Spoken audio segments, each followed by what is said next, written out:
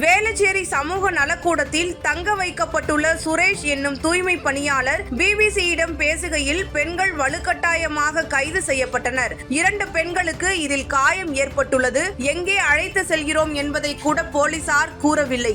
எங்களுக்கு உணவு கொடுப்பதாக கூறினர். ஆனால் நாங்கள் ஏற்க மறுத்துவிட்டோம் என்றார். கைதாக மறுத்து சாலை மறியல் போராட்டம் நடத்தியவர்கள் காவல்துறையினரிடம் வாக்குவாதம் செய்யும் காட்சிகளும் அதில் இடம்பெற்றுள்ளன.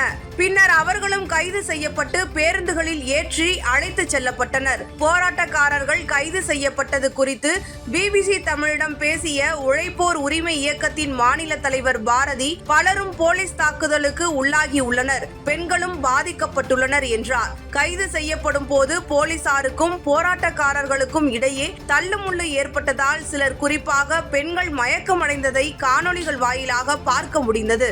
நள்ளிரவு 12 மணியளவில் கைது நடவடிக்கை தொடங்கப்பட்டதாக அவர் தெரிவித்தார். இரவு நேரத்தில் கைது செய்ய வேண்டும் என காவல்துறை நினைத்ததாக அவர் கூறியுள்ளார்.